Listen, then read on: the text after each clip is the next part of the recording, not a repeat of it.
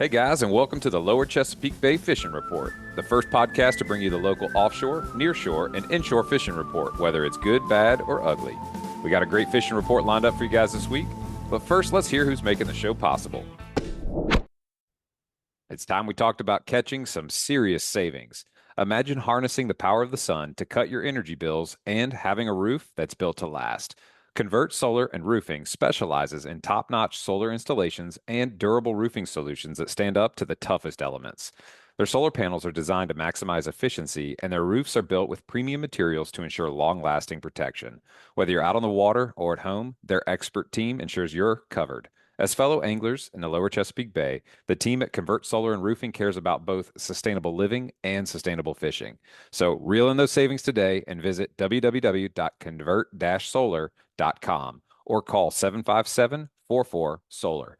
Make your energy and roof as reliable as your favorite fishing lure. Call Convert Solar and Roofing today. Listen up, folks. AFTCO has a new promotion for all Great Days Outdoors Podcast Network listeners. They're now offering a camo sunglasses cleaner cloth with any purchase of AFTCO products. I especially enjoy their hooded sun protection shirts, as well as their Seiko fluorocarbon. All you got to do to get your coupon code is text LCBFR to 779-345-2918. Again, just text the letters LCBFR to 779-345-2918 to get subscribed to our email list, and we'll send you the promo code via email. All right, y'all. Well, welcome to this week's episode of the Lower Chesapeake Bay Fishing Report. I'm your host, Luke Barton, and I'm glad to have y'all with us for this week's show, which is brought to us by the Great Days Outdoors Podcast Network and our sponsors. Each week, we'll be talking with expert charter guides about what they're seeing and catching right here in our local waters. We also promote the use of sustainable fishing practices so we can keep this amazing fishery healthy and thriving for future generations. With that said, let's jump on in and see what's been biting the hook this week. Hi, guys. Well, we have, I believe, a pretty great offshore report to jump into today. We are talking with Captain Jake Bolts aboard Flying Fish, friend of the show. Welcome back, man. How you doing? I'm doing great, man. How about yourself? Good. I mean, we were just talking offline before we hopped in here about how nice it is to be inside of some AC today. It is hot. I don't even know what the feels like temperature is, but it's warm. It's a swelter. Yeah, I don't even want to know. I'm going to stay inside most of the day. I heard that. Well, you guys were definitely outside yesterday and, love that Starlink. So you guys are able to post in real time when the bite is happening. And I'm looking at some pictures now. It looks like we've got a lot of activity that happened offshore. So before we dive into that, just remind our listeners, what kind of boat do you guys run? Where do you run out of? And what do y'all specialize in? It's a 43-foot Cabo fly bridge, and we're out of Rudy Inlet, Virginia Beach, and we specialize from anything from 4-hour inshore trips all the way out to 12-hour offshore trips and everything in between. Do it all. That's awesome. And that's a comfortable boat. Talk me through some of the amenities. What do we have on the interior? Well, we're just talking about AC. So it is an enclosed, salon. So keep it nice and cold in there. A couple couches, a TV, a few fridges, a freezer, and 2 heads and some bunks up forward to sleep in if you want to. Man. So pretty tricked out for the size of the boat. Yeah. I mean, it sounds like a 4-star hotel. So you guys have obviously been waiting like others for some good water to move in. It looks like some water moved in. Talk me through, what have you guys been seeing and what you've been catching? All right. So, I'll start off last week. First day we fished was a week ago. Yesterday, I actually fished on the Lulu with Captain Adrian. And we didn't really wait for the water that day. We went and ran to the water. We left at midnight, ran 115 miles to a piece of water that they had some really good marlin fishing in the day before the Ocean City fleet did. And we got there and the water had started to break down a little bit. But first thing in the morning, we thought we had found some big yellowfins on top. And it turned out to be 600, 700, 800-pound bluefins. And we ended up getting annihilated by them 3 or 4 times. It was pretty cool watching them, eat all our stuff and blowing up on everything. And they were all up on top, free swimming and, rolling around. And you just, get close to them and get the bite. It was pretty impressive to see, even though we lost a bunch of tackle. And then after we got done messing with them, we did catch 2 out of 3 white marlins, which was nice because we did run 115 miles for them. And to get the target species was a good feeling. We went a little while longer and slowed down, so we ended up running 40 miles back to the Norfolk Canyon. And at that point, it was about 2 o'clock in the afternoon, and we set out some tuna stuff and had a couple of tuna bites and had some bad luck, but caught one or two yellowfins in the afternoon and fished about till 6 p.m. and got back to the dock around 9. It was a full day. Yeah. But yeah, we put in a hard effort there. Not the results we wanted, but it was still a good day. Well, the bluefin, you said you got annihilated by them. I mean, was it that you weren't expecting fish of that size, so maybe you didn't have the class of tackle out that you wanted, or is it just At first, we were actually, just had all our white marlin stuff out, which is really small poles. And I mean, we got hit on those things and immediately just broke off. So we had actually pulled some bigger stuff out, 70s and 80s. mm-hmm. And we just had nothing for them. It was pretty impressive. Yeah, for those listening that have maybe never been attached to a fish that size, until this past December, I had never even come close, but we got attached to what we estimate to be a 500 plus pounder. And the weight on the other end of that pole is just nothing that words can describe. I mean, it feels like being attached to the bumper of a car that's driving in the opposite direction. Yeah, it's basically what it is. They kind of did whatever they wanted. We broke off most of them, pulled the hook of some one or two, and then we just decided to, if we saw them again, drive the opposite way because it Get away from them. wasn't our day with them. So Well, that gets expensive quick too. I mean, like talk me through like your average, 70 or 80 wide that's spooled up and then you get spooled by a bluefin, between leader and your main line, like how much in dollars do we lose? if you were to lose all your line, you'd be losing, with the hook and leader and all that. You'd be losing a lot of money on that one. Couple hundred. Luckily, we just broke off, leaders, and unfortunately, we did put two of the Nomad dive-in plugs down, which I think are about 40, $50 a pop. Lost two of those. And Adrian was ready to fire out another one. I was like, "Are you really sure you want to do that?" I'm sure Nomad will appreciate you, but Yeah, just another donation to Poseidon. yeah, no kidding. That's funny. So that sounds like it was a ruckus. Wasn't expecting those big fish. Maybe some different tackles, some 130s might have been able to bring one of those boat side for a photo or something. Are they in season right now? Like does the HMS permit allow for a bluefin harvest currently, or are they out? You are allowed to keep, I believe it's two between 27 and 47 inches, and one between 47 and 72. But those ones were over 100 inches. You weren't keeping those ones. Yeah, smile for a picture and then swim away if you're fortunate enough to get it boat side. Man, that sounds like a long day, 21 hours straight, leaving at midnight and then getting back at 9 p.m. That's a day. So fast forward into your next trip, which I think is what some of these pictures I'm looking at are from, what was this, Sunday? Yeah, yep. So we actually were supposed to be up in Ocean City this weekend for their tuna tournament. And we ended up having a little mechanical issue. And then that plus the weather report looked not very good at all for the first 2 days. And when we went up there last year, the weather was awful. And, we kind of came to a decision between everybody. I had the same group that fished with us last year that we'd just rather not get our butts kicked for 2 days again. So we bagged that, but ended up, throwing together a trip on Sunday. And fishing was kind of slow to start out. Everyone was there was actually a good amount of boats out there. We were all spread out. About where were you guys in relationship to the Norfolk Canyon and kind of miles out of Rudy Inlet? I started right on the south wall of the canyon, which is, I think I was 62 miles from the inlet when I punched it in the morning. Mm-hmm. And pulled it back, and there was pile of whales and life everywhere. And I was like, "Oh man, this is good." And then I looked around, and there was just scattered grass as far as the eye could see. And not really able to fish in that. And I didn't want to put my mate through that. So we turned the boat south and just trolled south till we kind of got out of the grass. And that was 2 or 3 miles, down the line before we got into some stuff where you could actually start really fishing. And just kept trolling south all morning. And I think I was like 10 miles below the canyon when we got our first bite. Caught one small yellowfin. No one else had really seen anything. There was, like I said, probably a dozen boats out there. So I do what I never do, and I decided to go tile fishing kind of early in the morning, right around 9:30 in the morning. I was like, oh, let's just go get it out of the way. Yeah. So just went inshore a little bit. Tile fishing was all right. We caught a lot of sea bass. Luckily, it was the last day the season was open, actually. Hmm. So we were able to keep about 20 bass, and I think we caught a dozen tiles or something. But while we were doing that, I started to hear a couple tuna bites just right outside of me. I could see the boats. I think Russ on the top notch had got hit by 8 at one time, and I was starting to tear at me. So I was like, all right, reel all this stuff up. We're going back to fishing. Yeah. And I think maybe 30 or 45 minutes after we, started tuna fishing again, we saw them jumping in front of us, and we got hit by 3, caught 2. One of them got ate by a shark. Oh, And then after that, just kind of worked the same area.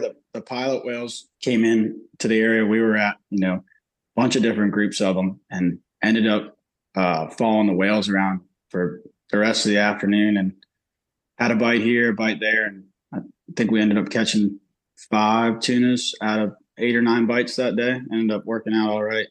But the tunas were right on the whales in the afternoon. So it was kind of easy to fish around them. It was nice. what do you think draws them? Seeing the whales, like, when you're cobia fishing, you see rays, you kind of assume there's going to be some cobias nearby. What is it, do you think about whales that attracts or maybe, keeps the tuna nearby? I think it's what they're eating. Okay. Pilot whales are big squid eaters. And so we actually got back to the dock on Sunday. We were cleaning some of our tunas. I could see one of the stomachs was chock full, and I was like, hey, cut that open for me and let me see what's in there. I just want to see, what they're eating on, and try and match the hatch. Hmm. And he cut it open, and 20 squids fell out of the one stomach. So I was like, yep, that makes a lot of sense. There it is. And I mean, in relation to, your spread and what you did have out there, how many rods did you have in your spread, and what did you have mixed in your spread for that day while you're trolling by those whales? I think we were pulling 9 or 10 rods, and we just pulled like, our normal stuff, one spreader bar, our magic tail heads, which is, just a weighted head. We like the 1 or the 2 ounce heads, Hmm. and, our teasers and everything. And it didn't really seem to matter too much that day, honestly, what we were getting the bite on. But after I saw all the squids in the stomach, we changed it up for what we were pulling yesterday. And we ended up pulling, I think, 3 or 4 spreader bars yesterday, and ended up, working out in our favor. More squid out there. Yeah. And ended up getting a lot of bites on bars yesterday. Yeah. I'm looking at a dock shot, which I believe is from yesterday, and I think I see 7 tunas, a wahoo, and a release billfish. Yep, yep. Yeah, it was a real good day yesterday. If the Sharks hadn't gotten a couple, we'd had a few more laying on the dock. Yeah, we went out yesterday morning. Same area, right as where we had left them in the afternoon the day before, and we actually trolled around for I think an hour or so before we ever got our first bite. And right before we got that bite, I saw them up and jumping and got right in front of them. And I thought we were going to get a lot of bites, and didn't get a bite, and kept circling, and finally had a single bite. And then right after that, I think 15, 20 minutes later, saw a big place of bonitas jumping. They were freaking out. And I was like, oh, this looks good. And I told Bill, I was like, hey, look over here. I was like, I think we're going to get a bite. As soon as we turned on that, we hooked 3 nice ones, and we're lucky to get all 3 of those. And actually, while we were fighting those 3 tunas, and you're just bumping the boat in and out of gear, we got what we call a drifter bite. Uh-huh. And I thought it was going to be another tuna, and ended up being a 200-300 pound dusky shark. Oh man. Got up to the side of the boat, and ended up getting our lure back. Lost the hook, but yeah, That's amazing. it was pretty chaotic there for a minute. And yeah, the rest of the day, man, I just grinded out the same area. I'm big on staying, where I think the fish are, and Hmm. I think it goes in what I call a flurry. You get a couple bites in a certain amount of time, and then it'll go quiet for a little bit, and then you get Hmm. another little flurry of bites. And that's what I did. Just I never really went farther than I think 2 miles from where I originally set out in the morning. Oh wow. In your opinion, I know everybody had like a different, set of engines that maybe make a different noise, different harmonics. On that 43 Cabo, what have you found to be kind of that magic RPM number when you are in them that brings them up and gets the best bites? So my idle RPM on my motors is 600, and when I'm tuna fishing, I keep my RPMs at either 630 or 635, right in there. Just 35 turns above idle, and it's like 6.5, 7 knots usually. Hmm. And that seems to be the real sweet spot for us, and that's where I have the most confidence. So I just leave it there. Yeah, that makes sense. I mean, like in the bay, for example, there are times where you're paying attention to, how many knots you're running at when you're, sight fishing or whatnot. But that can change, obviously, when you're going against the current or with the current. When you're offshore, those 60-ish miles, does that really play a factor much at all in terms of those idle speeds? Yeah, I mean, some people more than others will, add RPMs going a certain way. I typically don't feel like we have enough current that it affects us too much. Like yesterday, I think there might have been a half a knot or a knot of current going to the north. Hmm. And if anything, like I said, I'll go from 630 to 635 and just, bump it up a little bit. But I don't really mess with it too much. Yeah. I think, down there in the where you actually, fish the edge of the Gulf Stream or more the Gulf Stream down there, like off Oregon Inlet, they have a lot more current. I mean, you could see 2, 3 knots of current easy. Yeah. And you got to play with your RPMs a little bit more down there. I don't mess with it too much, up where we're at. Nah, that makes sense. And then obviously I see this beautiful wahoo that's being hung. Talk me through that bite, and were you guys surprised by that? Oh yeah. So I think we had just caught a tuna, and we were, setting back out and just going back over to where I got my tuna bite, had a long rigger bite, and just didn't seem like anything out of the ordinary. Handed it down and reeling on it, reeling on it. Like, okay, this would be a medium-sized tuna.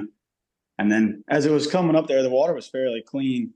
And I bumped it in gear, and then, all the wash went away. And I looked down there and I swore I saw stripes, and I was like, huh.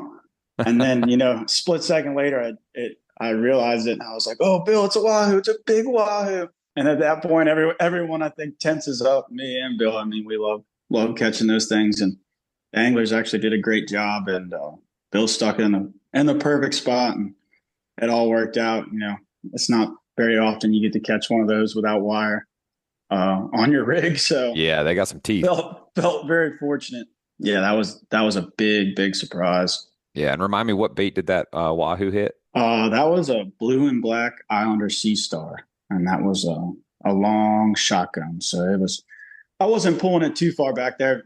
Another thing I was going to touch on is the tuna fishing the last week or so. It seems like the bites have been up, closer to the boat rather than further back. So I was pulling my long riggers and that long shotgun a lot closer than I usually do. So that bait actually wasn't back there too far, but he made quite a run, on the initial thing. And I think the angler swapped out 2 or 3 times on that one fish. I know they pull hard, and I mean, my experience has always been, fast trolling on the way back in with a plug or something, and when that bite happens, it's normally really violent. So I think that's kind of cool the way it happened for you guys, that it was like, just another tuna bite, and then all of a sudden you see that stripe, and you're like, oh baby, here it is. And I mean, I don't know about you, but to me, wahoo is one of my favorite, steak, fish to put on the grill, right up there with like halibut and grouper. So that's pretty awesome that you guys landed one. And I'm looking at that gaff shot you're talking about. It really was perfect. Yeah, I told the group when it hit the deck, because they were like, "Man, what is that?" Because the group yesterday was a bunch of first timers.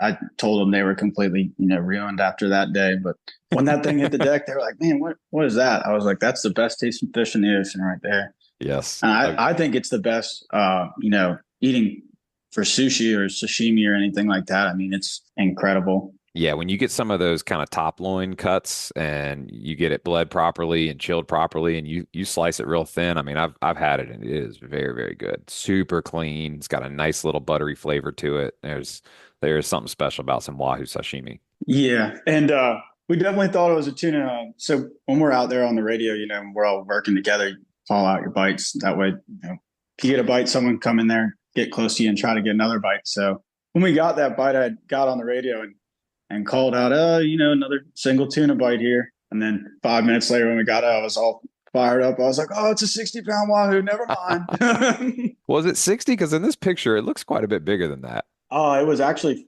56 pounds. I called it 60, 65 when I hit the deck, but Yeah. yeah, I guess I was a little over, but close enough. 56 pounds, still a really, really pretty one. Oh yeah, there's lots of blood on the deck. Maybe she was pushing 60, but either way, awesome bite to catch. So in your opinion, if I'm out there tuna fishing and I've got that spread out for tuna, you guys obviously got that wahoo bite, which was on that Blue Islander that, you weren't expecting. Talk me through this billfish bite. What kind of billfish was it and what did it hit? So it was a white marlin bite. And so yesterday, normally we pull teasers that have no hook in them, just a trail bait. Hmm. And I pull them off my electric teaser reels upstairs in the bridge with me. And yesterday, Bill wanted to, like I said, there was a lot of squid around there eating the squid. He wanted to put hooks behind the teasers, put them on 80 wads. So I knew what was going to happen when that happened. So we had just caught a tuna, setting back out, and I was just looking ahead.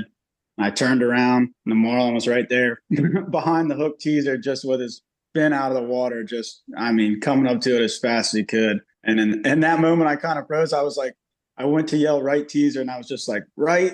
And then I was like, oh, it's not the teaser. And so I actually slid down the ladder. And as Bill was grabbing the pitch rod with a circle hook, I started cranking that thing away from him. And I cranked it all the way to the side of the boat. And I hopped back upstairs to start driving. Bill had the pitch rod out. And he was like, where is it? I don't see it. I don't see it. I was like, I don't see it either. And the marlin came up and tried to eat the teaser right off the side of the boat. Bill was like, "Oh, he was right there," and I was like, "Oh boy, I hope he didn't get stung or anything." And Stung? What's stung mean? well, I stung. Like I thought he might have grabbed the bait with the hook right off the Oh, side of the boat. So I thought maybe he had gotten hooked, and fortunately he didn't. He came piled on Bill. He actually missed the bait the first time, and second time ate it and came tight. Worked out perfectly. And it was a lot of chaos because marlin fishing, you normally only got 4, 5, max 6 poles out to clear when you need to go back up to a fish. We had 8 or 9 out, spreader bars. It took us a minute to get it all squared away, but when we did, we backed right up to it, got it up alongside the boat, got a clean release. Nice picture for our client. They were very excited. yeah, I mean, that's like an offshore slam in the same trip. And when you said earlier these guys were ruined, they definitely were ruined to think about, just all the guys that went out the tuna tournament and struggled to put, a 3 fish stringer together, only that one, big eye bite. And then, to have a day like this where you're not in a tournament, you almost feel like you're just not even trying too hard. And then it's just like bang, 7 quality tuna, a 60-pound wahoo, and a release white marlin. I mean, it doesn't get any better. Yeah, it really doesn't. For some reason, the group really wanted to catch a mahi, and unfortunately, I couldn't do that for him. I failed him in that sense, but This is a pretty fair consolation prize. yeah, they had when I had talked to him on the phone the night before, he kept mentioning mahi. I was like, well, man, the tuna bite was pretty good yesterday. We'll see what happens. They all kind of eat the same thing. And after he caught those first couple of tunas, he looked up and had a big old smile on his face. I was like, yeah, I think this is a little bit more fun than catching a mahi, but to each their own. Yeah, it's like yeah, there's really no comparison in my mind. I mean, sure, a Mahi Blitz is a blast, but I don't see that comparing too much to, being able to have, 7 chances at pulling on a big tuna. And looking at those 7 on the dock, I mean, what were the average weight ranges? I see a couple of smaller, maybe what, 30, 40 pounders, and then one that looks like it's maybe pushing 60, 70. I think they were anywhere from 35, and that big one might be 50, 55 pounds. It was a nice one. And Yeah. one of the ones we lost to a shark. I don't know if it was a small big eye or just a really big yellowfin. I mean, that thing took us deep into the backing on the first run, fairly quickly. And we had to stop and, kind of crank everything up and sit there and get the line back on the reel. And we lost it like 40 foot below the boat. It was nice fish, whatever it was. But yeah, the class of tunas we did catch was a nice surprise because it's been a lot of smaller fish so far this year. I was happy to see that class of fish for sure. Yeah, and a little bit slower too, waiting on that water. And your post from a day ago just says tunas. Finally. It's like, man, what we've all been waiting for. I mean, last week we talked with Captain Russ on Top Notch, and he was just saying, yeah, I felt like June was just a kind of a whiff. And then here we are in July, and it's like that water's finally moving in. So, in your opinion, whether we're recreational, getting a chance to get out there on a calm weather day, or hopping on a charter, do you feel like, we're starting to see the start of a, good run of tuna fishing maybe for the next, month or two? It all depends. I think if that water, so the water that we caught the fish in the last 2 days has kind of been sitting there for a week, 2 weeks, and it's the same body of water that Russ caught his fish in, I think last week when you interviewed him. Mm-hmm. And those fish have just kind of been living there. If that water stays around and the squid stay around and the conditions stay right, I think, it might not ever get to where it's spectacular, but you can go out there and, make a catch of it every day. I just talked to my buddy who's out there now. I think they got 4 or 5 already this morning. Oh, wow. So, I mean, still biting pretty good, especially for mid-July. Can't complain. 7 tunas is a great day. Oh, yeah. Mid-July, especially with that class of fish. Yeah. And you say you talked to your buddy. Are they out there with Starlink, or are you guys just doing a little in-reach texting? Yeah, he's out there with Starlink. It's supposed to blow this afternoon though, so I think they got out there a little early trying to beat the blowback. But Yeah, get it done and get in. I'm just curious, if I'm a guest on your charter, is there like a guest Wi-Fi password? oh no, that's crew only. Too expensive to be given Like, out. man, we can't get a communication to shore. What's going on? And like the whole crew's downstairs watching YouTube videos or something. Uh, Yeah.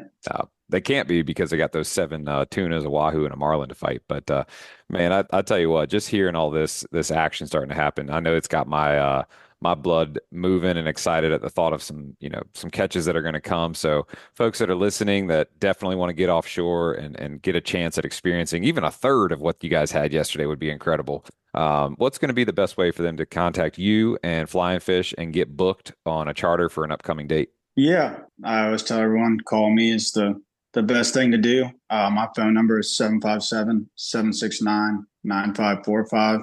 And then you can follow us on Instagram or Facebook and see what we're catching, or maybe one day we might have an open boat or something. And that's just flying fish sport fishing on Instagram and Facebook. And you can message us on either one of those, and we watch everything. So any way you get in contact with us, we'll make it work. Perfect, man. And just a reminder for folks too, they do everything from inshore to offshore. So if you want to do an inshore red, Spanish mackerel, chase a cobia, or get offshore, for some, bottom fishing or maybe mahi tuna based on what's biting, they offer a little bit of everything going out of Rudy Station there.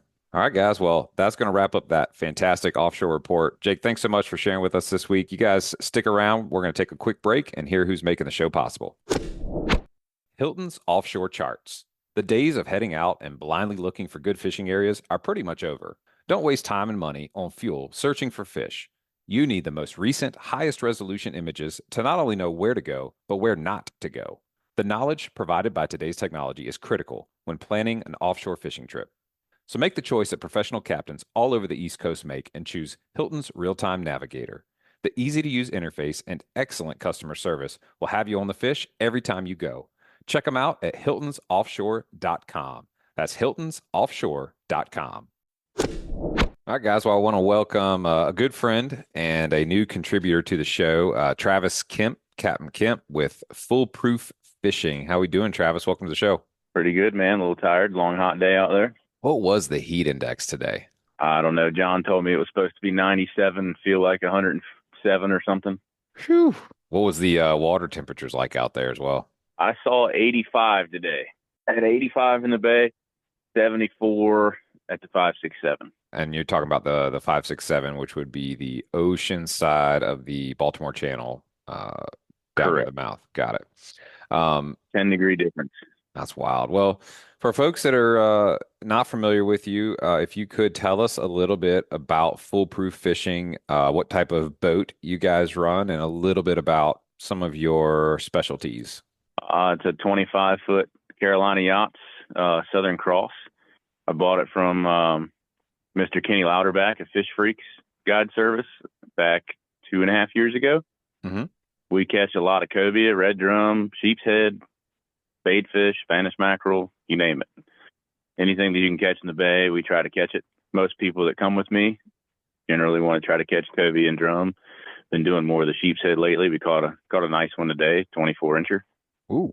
Just trying to do more because you never know how long this cobia thing is going to last. Yeah, and that's Trying to branch out. Yeah. for sure. That's one of the reasons, talking about sustainable practices, whether it's, the sheep's head or the cobia. I know a lot of you guys are out there. We're going to get to this in a little bit because I want to hear this fish story, but, releasing those larger fish so that they can go and spawn and breed definitely helps with the overall health of the population. But back to your boat for a second. So you mentioned it's a Southern Cross 25. Now, I've been on a Southern Cross, and one thing that stood out to me about those is they are one stable platform. Talk to me about the beam on that thing and how you've got it outfitted for sight fishing. Yeah, it's the Southern Cross 25. They say it has a 10-foot beam. That's at the flare up on the widest part of the boat is like 10 foot 2 inches, which is kind of a pain for trailering it, but it's a very, very stable boat, nice platform for the sight fishery that we do. I have a big wide tower, so I do occasionally have clients get in the tower that want to cast at fish. A lot of times we have them on the bow, but sometimes if the conditions are right, get another person up in the tower with me and John and try to put them on a fish. Now that's exciting to me because, I understand how a lot of the chartering works. Typically the captain and the mate, typically limited by the size of the tower. So that's a cool prospect for those, that might, book a charter with you to maybe have that chance to get up there and experience what it's like to see it from the captain's vantage point and get to throw at some of those fish.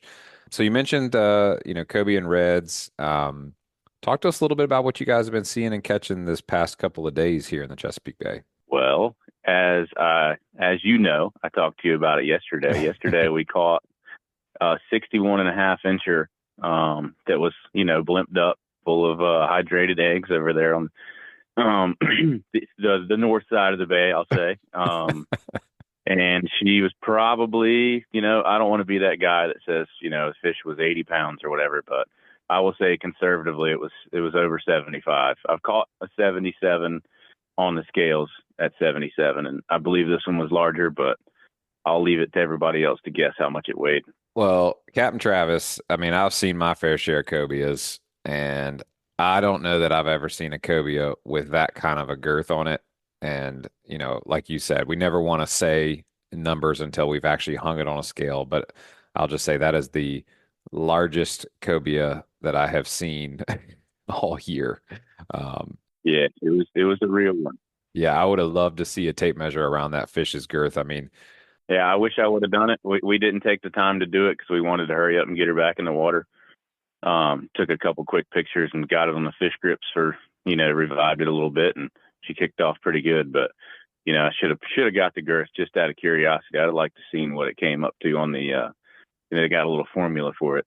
hmm Yeah, I mean, just looking at a picture of it, it's it'd probably be foolish to guess, but I'd love to think that she might have been pushing 85 pounds, man. That's a big old fish right there. Yeah, that's what our first thought was when it hit the deck, but you never know till it hits the scale. The crazy part about it is 5-10 minutes before we caught that fish, we saw one that we were still kind of shaking from when we saw the one we caught that I believe was bigger. Yeah, I mean, even when you look at it on this gentleman who looks like he's about 6'2", maybe 200 pounds, and seeing his hand up in the gills, holding that fish, horizontally across his lap with great support for its belly and all that stuff, but it dwarfs his hand and it almost dwarfs him. I mean, it's just amazing to look at that fish. For those that are curious, go look at Foolproof Fishing on Instagram and you'll see this fish. I mean, it is remarkable. Now I'm curious, you talked about the hydrated eggs, using the fish grips to get her back in the water. Talk me through what your release process looks like to ensure the health of the fish when, you get her kicking again. Well, it's the same thing most guys do. I know you know yourself. Try to get them in the boat, get measurements, get pictures real quick, and then get them over the side of the boat on the fish grips and bump it in and out of gear. You don't want to go too fast, but just bump it in and out of gear and wait till they start kicking their tail pretty good and swimming down. This is the main thing.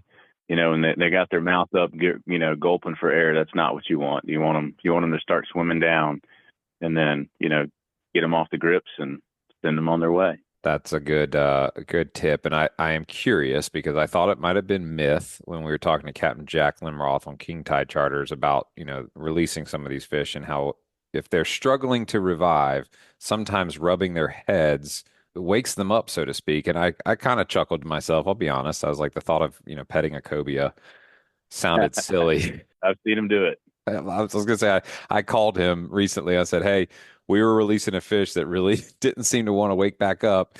And my buddy that I was fishing with, Mike Manning with Fish Ninja, he starts rubbing the fish's head, and boom! If she didn't kick off right then and there and jump out of his hand, and I just looked at him and I said, "What made you do that?" He goes, "I heard Captain Jack on the podcast talk about petting the cobias to wake him up." And I was like, "Well, son of a gun, it worked." But Yeah, that's really interesting. grabbing their tail can get them fired up too. You grab their tail and get their head aimed down. Sometimes you grab their tail, they kick real hard. That'll get them woke up too. Yep, yep.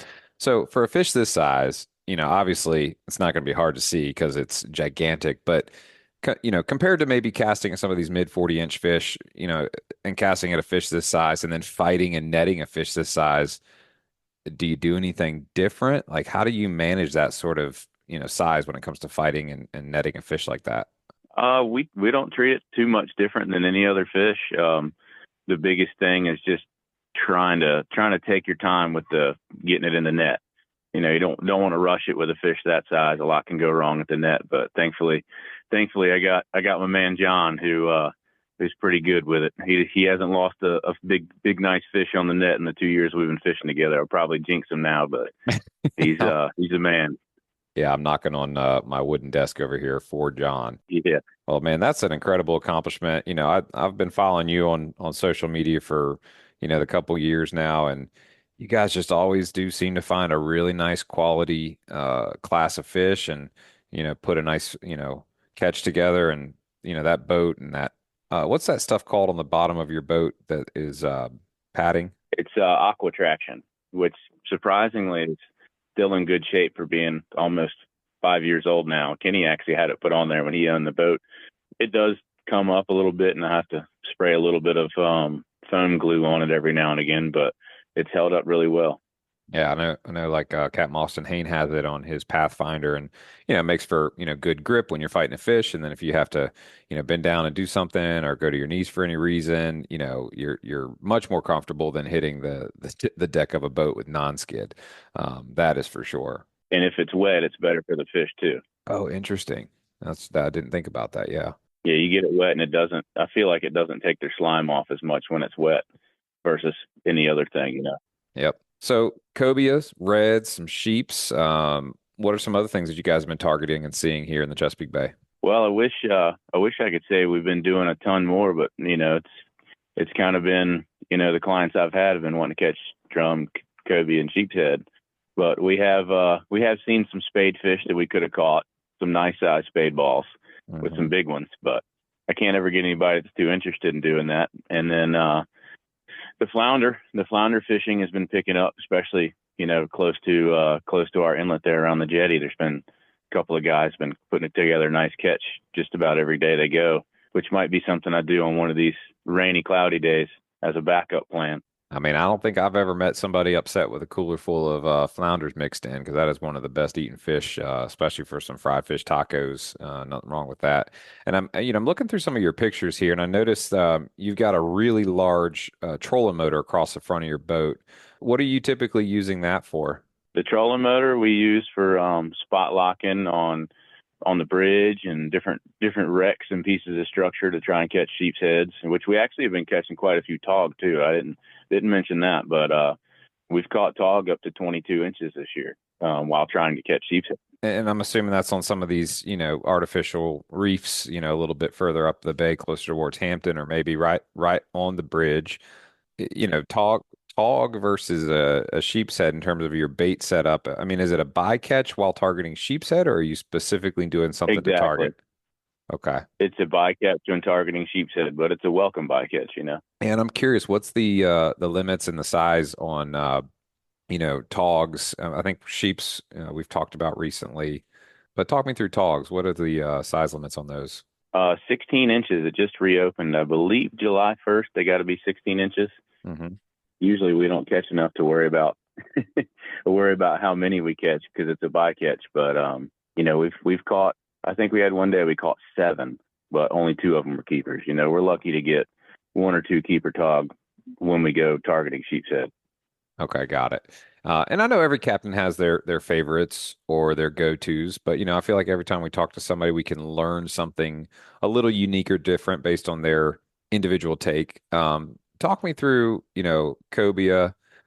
What's your favorite, artificial to throw, and maybe a little bit about how you like to throw it when they are actually eating artificial? Well, as you know as well, I worked for Mr. Bill Gorham at Bowed Up Lures for a few years, so it has a kind of a special place for me is bowed up jigs, and I actually tied a bunch of them, so I always try to have them on hand. And I do like the twitch baits. The twitch baits work pretty good, but Jack has more luck with them than I do, so I'm usually a jig guy or a live bait guy. I don't understand how Jack can have more luck with a twitch bait than you. I mean, is it really that much about the bait or how it's being worked through the water column? I think it's more about finding the right fish that wants to eat it. Hmm. I just tend to throw a jig first, Mm-hmm. and if it does need a jig, it gets a live bait. So I don't throw it as much as he does, honestly. No, that's fair. And I mean, I've tried them, and it's like, Captain Eric Myers on Heads and Tails talks a lot about inshore fishing, fishing with confidence. And I think it does boil back down to that. If the last time you threw a twitch bait, you didn't get an eat, maybe two or three fish in a row, and then the next time you switched up and threw a jig and you get an eat, your confidence level is going to be higher with that jig. So you're going to be probably more inclined to throw that over the twitch bait the next time. That's right. Now I will say a good place to use the twitch bait, especially for me, is when I have clients that want to cast and they're on the bow. The twitch bait works really good when you're close to the water level.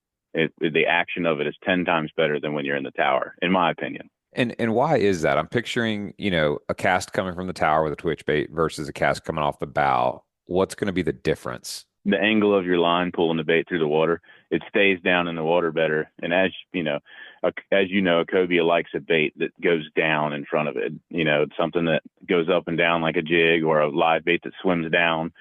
You can get the bait lower in the water column when you have less angle in your line. Okay. And then speaking of line, and I will admit, I've fished 80-pound fluoro most of my years fishing for cobia.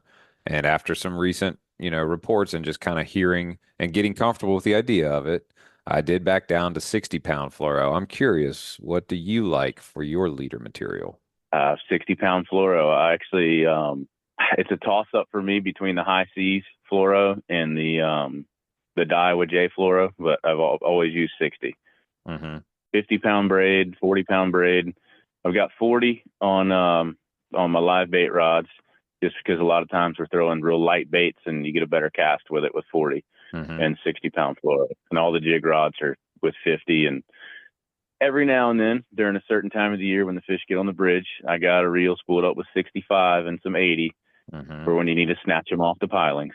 Mm-hmm. Yep, that can get tricky real fast, and maybe a story for another day. But the last fish I caught in 2023 was caught after hooking it on the bridge and then spending the next 22 minutes in the water swimming with my fishing pole, and then eventually landing the fish. But story for another day. Yeah, yeah, you got to do what you got to do. yeah, and I want to back up a second to something you said because a lot of times your hookup ratio can really come down to some fine details. And at a glance, going from 40-pound braid to 50-pound braid doesn't sound like a big variance. But the fact that you're using, that 40-pound on your live bait rods versus 50-pound on your jig rods, the castability of a 2-ounce or a 1.5-ounce jig versus the castability of a, live bait like an eel or maybe a spot, that's big. In the, how many more yards, if you had to guess, would you get with 40-pound braid casting? I don't know, 6-inch spot versus 50-pound braid casting a 6-inch spot. How much more feet do you think we might gain on that same effort of a cast? When it's not windy, not very much, but in a windy situation, a little bit lighter braid, you might get another 15 feet, which could be the difference maker. You just caught my attention in a big way. 15 feet. I mean, the last couple of windy days, and especially the two tournaments with some windy days, I had a lot of casts where we were getting super frustrated, not feeling like we could get a bait to a fish without getting into that zone where you're nervous you're going to send the fish down with the boat pressure. So that's a big tip right there is that 40-pound braid gaining you that extra 10 to 15 feet. when I used to fish with Austin, he called it calculus casting, fishing in the wind. That's that's so true. You think you got it dialed in and you're, throwing 10, 12 yards to the right, then you still watch that bait get taken by the wind and land nowhere near that fish. Like they can get, very frustrating very quick. And then, you know, reds, I think we could all agree that, a live bait are just about any jig when they're hungry, they're going to eat that. You've got the trolling motor set up to be able to get in there and spot lock on those poles. So you're able to spend a lot of time really dialing in your sheep's head setup. Just briefly talk me through that and maybe your preferred bait and how you like to bait that hook. Well, the preferred bait is definitely fiddler crabs, and the spot lock is great, especially in current. It has a tough time when there's no current. It kind of goes in and out away from the pilings, especially under the bridge. The GPS thing can be kind of a pain, but we use the sheep's head jigs. Actually, I use the boat up sheep's head jigs too. Mm-hmm. Fiddler crabs, drop them down. You got to get it right up against that piling. And the other thing is my electronics. I did upgrade to new Garmin screens this year with the new GT56 transducer, which is great for marking on side scan. I like to mark them before I ever drop, and that's something that is a difference maker. You see one on a pole versus 30 on a pole, you got way better odds. Yep. And we talk about this often, the sustainability side of things. And I think it's good just to reinforce to folks, the average sheep's head that's a mature size, 10-ish pounder, about how old years is a sheep's head that size? Honestly, I couldn't tell you with certainty, but I know it's an old one. That probably 10 years old, just like the big drum. Some of them drum are 50 years old. Which obviously is why they're protected. But that just drives home the point and purpose of sustainable fishing practices. A mahi or even smaller cobia. They regenerate fairly quickly, mahi especially. But of the fish out there, those heavier scaled fish like the drum and the sheep's head, fish is 10, 12, 15 years old, and so just consider that in your harvesting practices, folks. Those fish are old and they're not going to just turn around and come right back the next year. And some recent data, looking at kill citation data from 2015 through 2023, you see almost a 4x in the kill citations in sheep's head from 2015 to 2023. So, Captain Jack, I know Michael Hosang, Travis, yourself, you guys practice that sustainability and limit some of those killings and harvestings, out of respect for that age and that species. That's right. Me and Jack both have the same mentality for the sheep's head. Is even though there's a 4 per person limit, most of the time we will try to keep it to a 2 per person limit for the boat's sake. Well, I'm not going to knock somebody if they want to keep 4. It's their charter. If we catch 4 and they want to keep every one of them, we'll do it. But we'll obviously, try to encourage, the more sustainable harvest. Yeah, absolutely. Because then it's there for you to, come back to, for years to come. But if we don't, we risk damaging that population potentially to a point of moratorium, which then is no fish for nobody. That's right. Captain Travis, I've learned a lot from you today, and especially picked up on that tip, about the braid. That's pretty profound.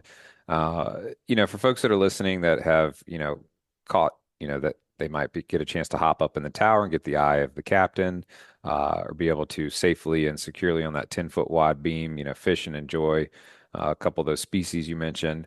If I want to get up with you and book a trip on board Foolproof Fishing, what's going to be the best way for folks to get in touch with you and book a trip? Either message me on Instagram or Facebook, or give me a phone call at 252-435-5967. Awesome. Well, Captain Travis, it was a pleasure having you on the show today, and we hope to speak to you again in the near future and hear some more fish stories like that. We'll just call it very large cobia that you guys caught yesterday. We got another one today, but it wasn't a blimp, but 62.5 inches released. Goodness, that's a big fish.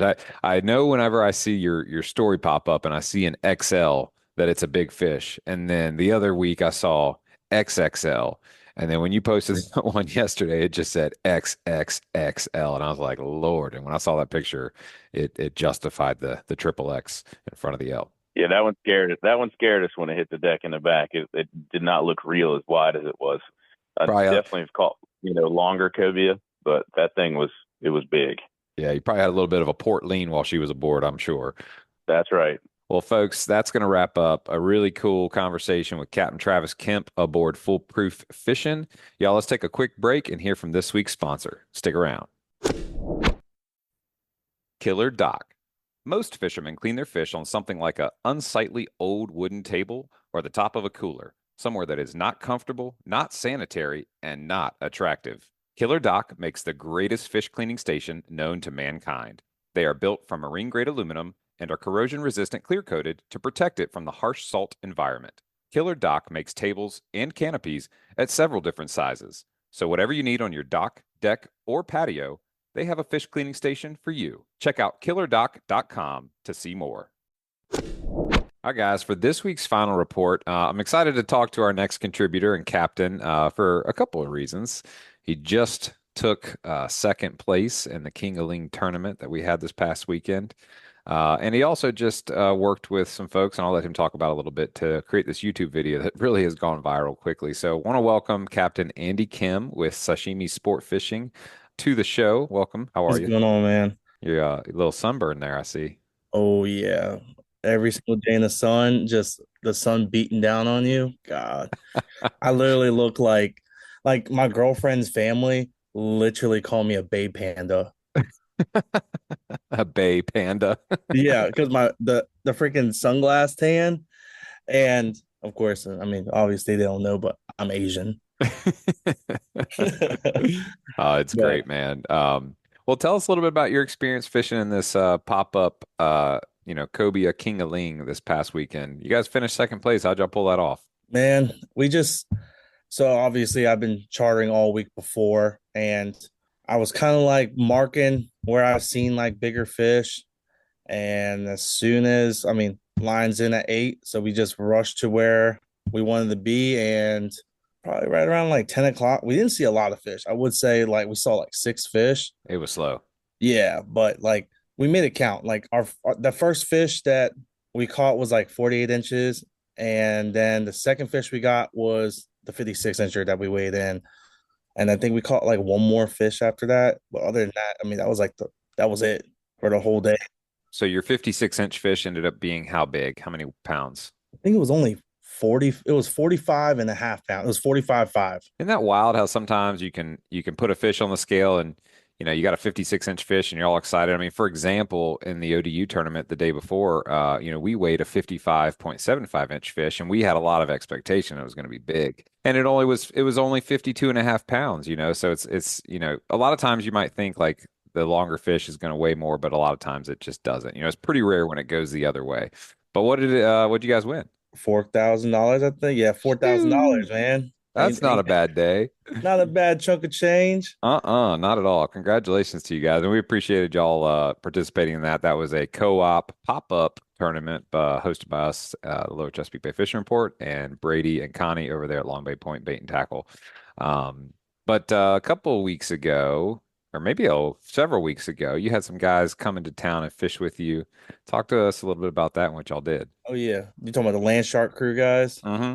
Yeah, that was awesome, man. Like we got a hold of each other and they were like, so what's the Chesapeake Bay got to offer? I was like, well, there's obviously cobia, obviously red drum, and we talked about doing some sheep's head and flounder fishing, but they were really interested and really wanting to catch some cobia. Like I guess in Florida, they used to have a really good cobia fishing down there. I think it was on the Gulf Coast, Mm-hmm.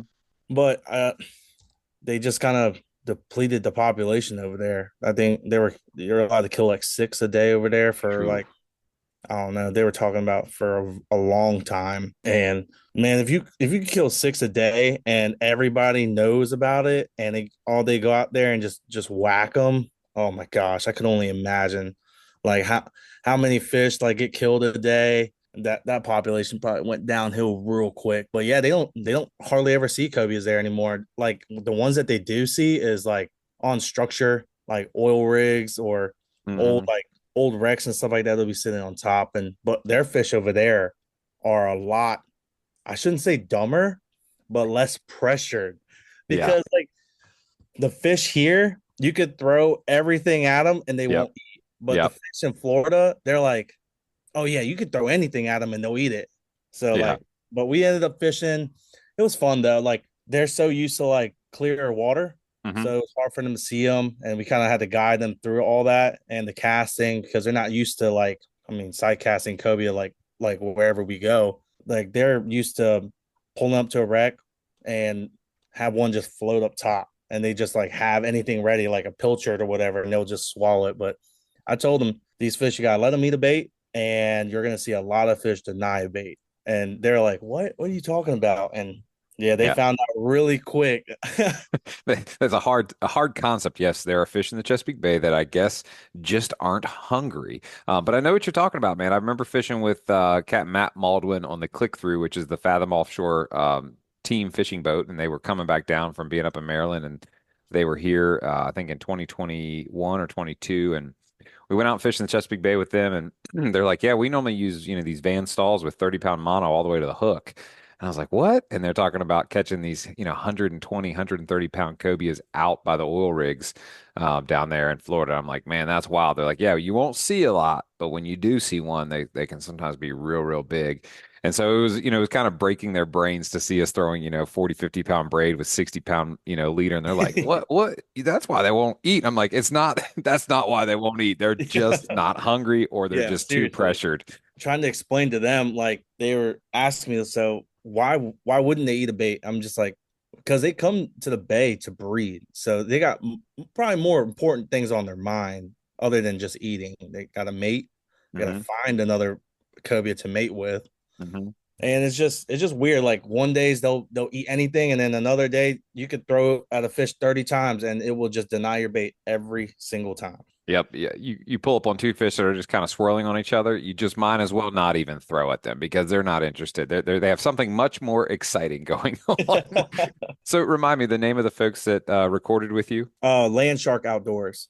Okay. Very cool. And what's the name of that video on YouTube if folks want to go watch it?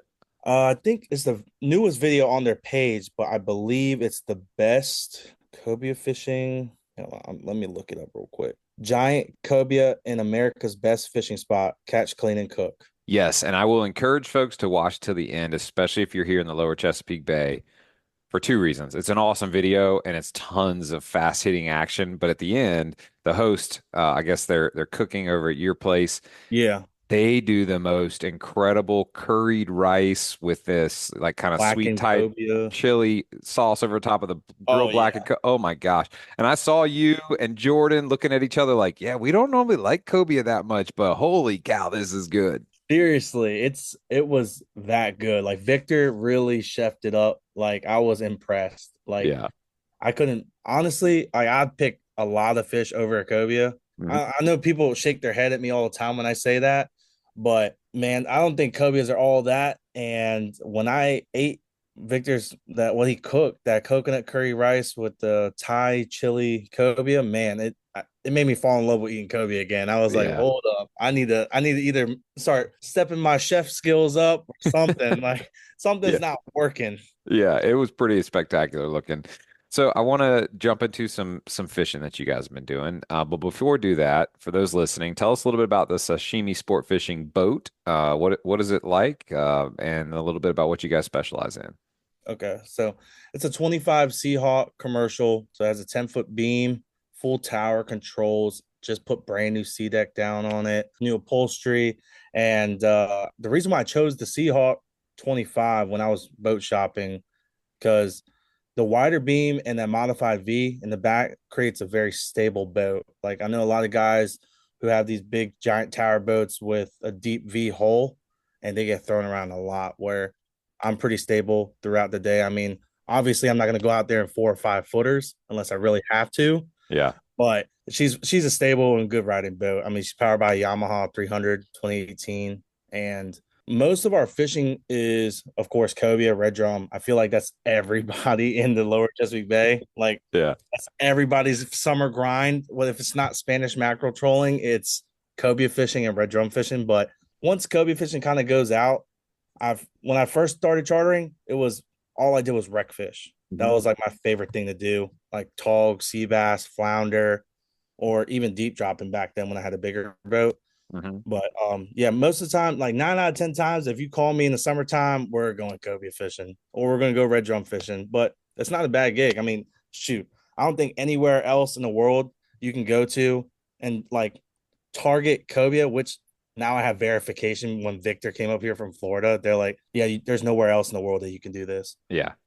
But like cobia fishing, red drum fishing, sight casting, I mean, that's like the most fun thing you can do, especially with kids or a family aboard. You Hmm. guys get to see the fish, catch the fish, and then you guys can go home and take care and eat it. Yeah. Well, talk to me about, so you mentioned some flounder fishing, and that's a topic that we haven't talked a lot about on the show. And it sounds like you've got quite a bit of experience. Have you done any flounder fishing recently? Yeah, so we went I use so let me rephrase that. When we go flounder fishing nowadays, I'm so booked up with cobia trips, I don't hardly ever get the time to take cobia charters out. So as most of the time it's like my girl's family, like Hmm. somewhere, because obviously I've taken them cobia fishing a bunch. My favorite fishing to do is wreck fishing. So whenever I get a day off, that's what I want to do. Yeah. But yeah, we went out to the wrecks not too long ago and we it's pretty good right now. And like 60, 70 feet of water, the flounders are pretty much stacked up on top of each other on wrecks right now. Interesting. So I'm not going to ask you to tell me which wreck because that would just be cheating. But what are some maybe commonly known wrecks that typically might produce a couple of flounders here and there? The Tower Reef, this time of the year, you can go to the Tower Reef and there's so much structure out there. There's no way a single boat can like cover every single piece. So even if you get a late start in the morning and make your way out there, you can still jig up a couple flounders there. I mean, there's so much structure there, and these flounders they actually just kind of like tuck up underneath, whether it be like a subway car or a tank. They kind of like sit up right underneath of a piece of structure and wait for a bait to come by. And when you're jigging for flounders, people always like, for whatever reason, are jigging on top of the wreck.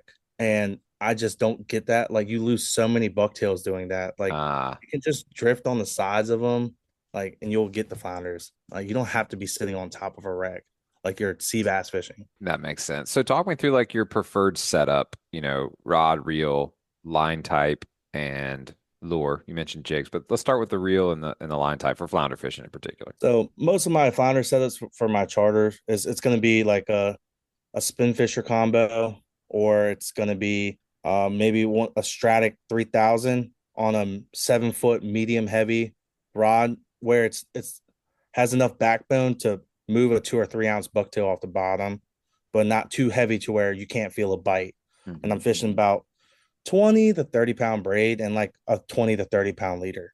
Okay. And that'll let you get down in that 60, 70 foot, even with a little bit of current going on. Yeah, yeah. You don't want to fish too heavy of a line just because sometimes the drift of the boat's too fast or something like that, and it just you can't hold bottom. So Mhm. using like thinner braid, thinner leaders, you get to the bottom a lot easier. Okay. And you mentioned drifting. So do you guys run a trolling motor or a wreck anchor, or do you just typically like to just drift? Yeah, I kind of bump it like so. Say for instance, the drift is really slow. I'll bump it in the gear, bump it out, bump it in the gear, bump it out, just to get us moving, Hmm. or vice versa. If it's too strong, I've kind of fight the current to slow us down just for that a couple seconds, just so you can get back down to the bottom, do a couple jigs on the bottom. Hmm. And I'll just sit there and fight the current. Yeah, I normally don't anchor. I don't think that's really a smart way to go flounder fish. Yeah, I mean, to is their own. I usually just drift. that makes sense. And getting out there and doing that, is it feasible to do it? If you're maybe just a one, two person, recreational angler, is it really feasible to flounder fish and operate the boat at the same time, or is it better to really have a dedicated driver to like keep you in those right spots? I guess that. Hmm.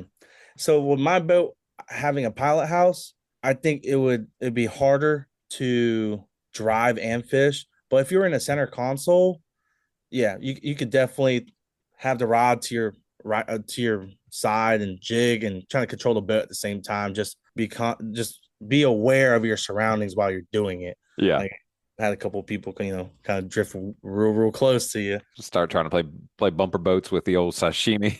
Yeah.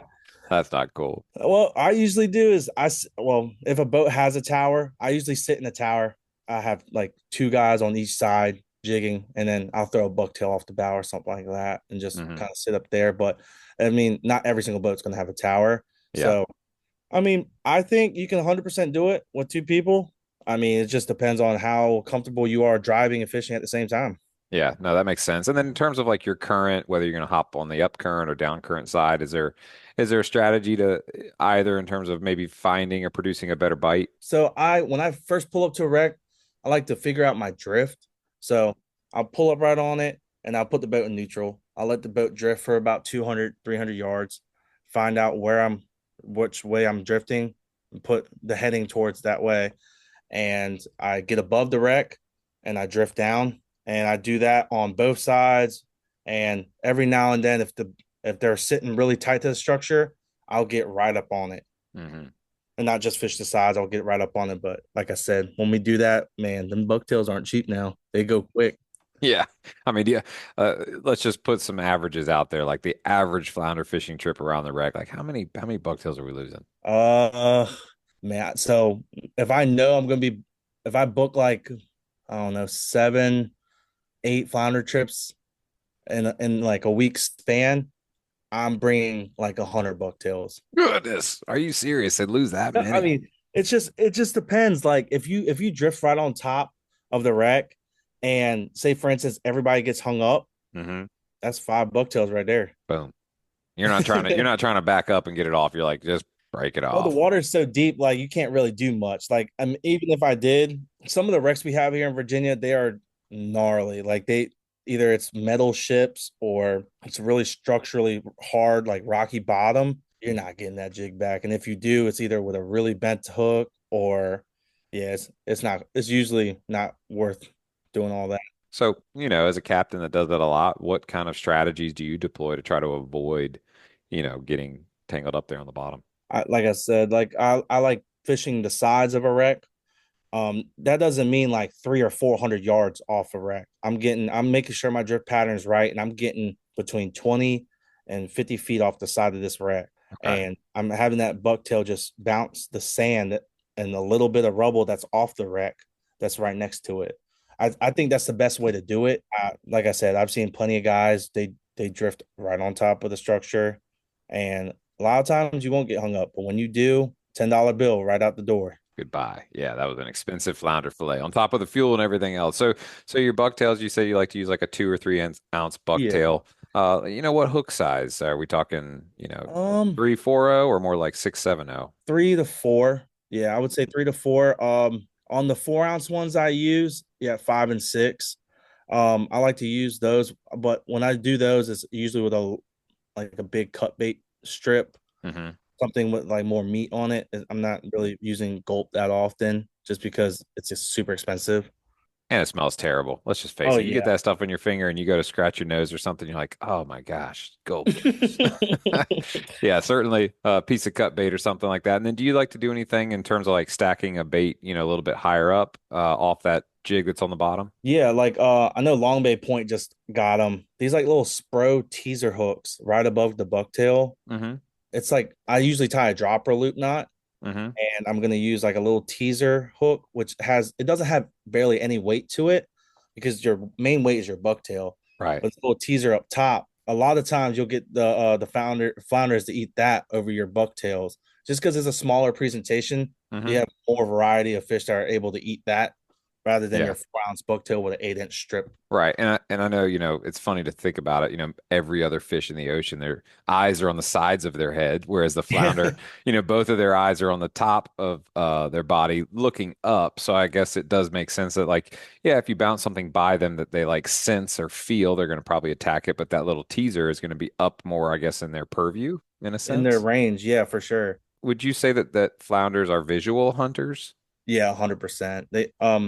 They're ambush and visual hunters. They're hiding in the sand. They're hiding in that wreck, waiting for anything to really come by.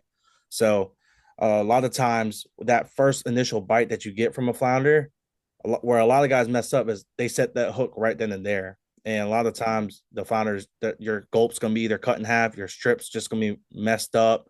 They're just they're pouncing on that bait and holding it there. Like I said, they're ambush predators, so they're gonna bite that bait and hold it, and then they're gonna readjust it and then start to slowly bite their way up till they get the whole thing in their mouth. So when I Interesting. first get that bite, I usually give it a couple seconds, make sure they're still on there. I keep tension on it. It's not like I'm just free spooling it the whole time.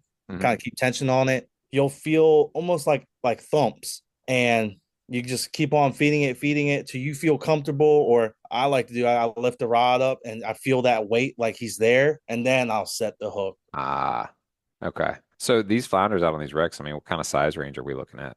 Well, they can be anywhere from 16, 17 inches to all the way up to 28, 29 inches. Some real big doormats. Oh, wow, those are big. And in terms of like the current Virginia regulations, where are we right now in terms of the size and limit? 17 and a half inches, four per person. Okay. So I take a trip with you with maybe, three of my buddies. I'm coming home with potentially 16 flounders. Yeah, for sure. That's awesome. Now, I know that you like to chef it up a little bit, and I'm curious about this because I've seen all kinds of different methods over there on the Killer Dock fillet stations that are sitting there at Long Bay Point.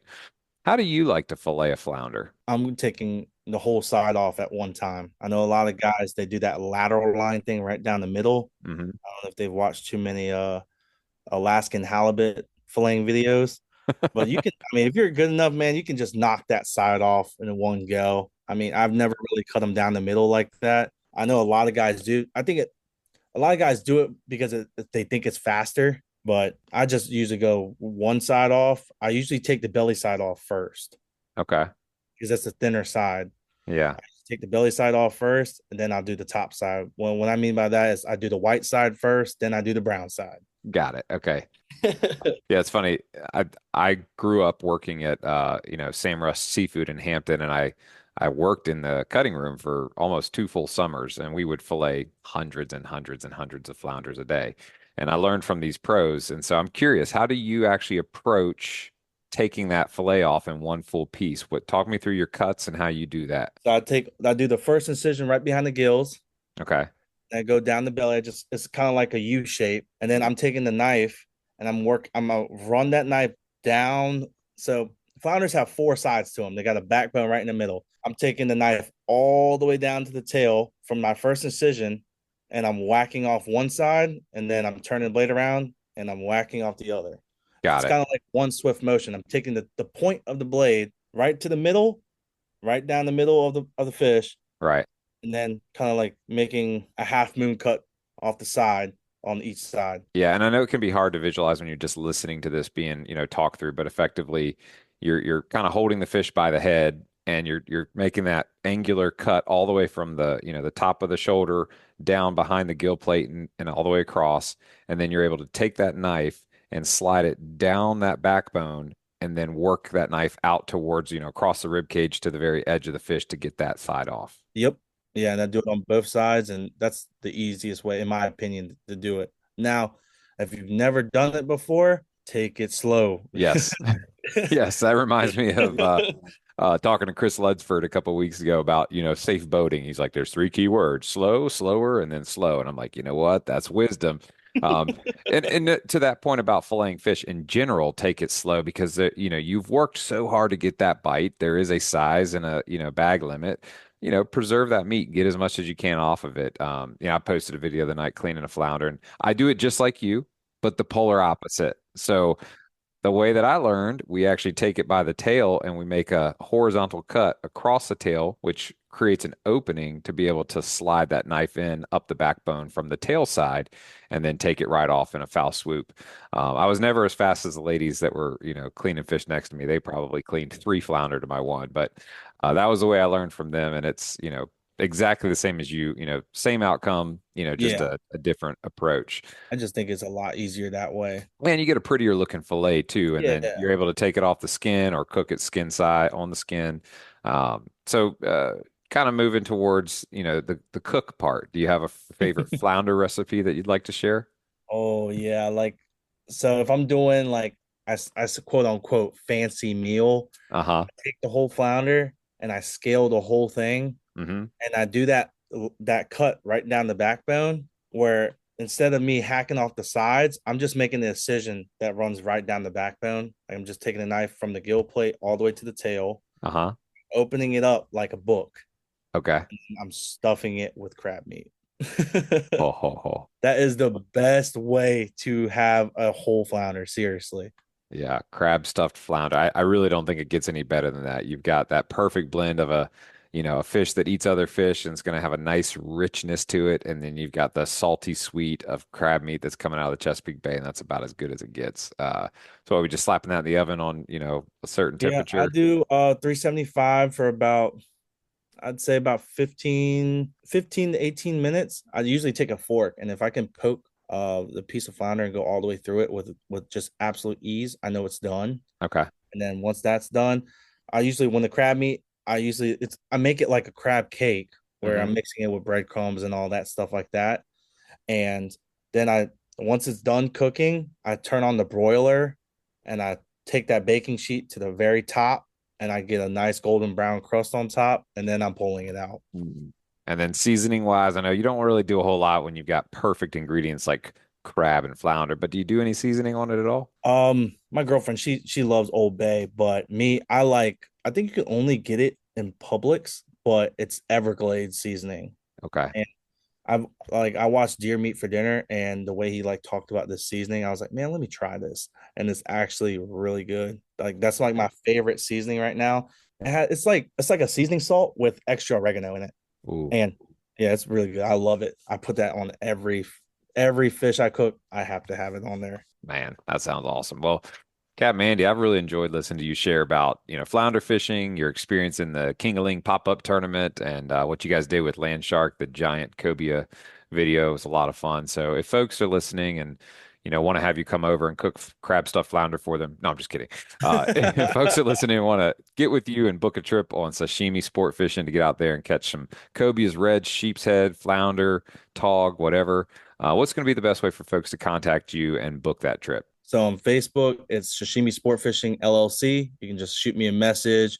I do all my daily posts, reports, and everything on there. Same with Instagram, still Sashimi Sport Fishing LLC. And I started just dabbling with TikTok now. I feel old at the soul, but I'm serious. TikTok before it gets banned, you can find me on TikTok, Sashimi Sport Fishing. I post a bunch of cool videos up there, and one of them actually blew up. I didn't even think that was gonna happen. I'm just now starting to like make these my own videos and stuff like that. It's been a process. Like Yeah. I'm like an old man with my phone.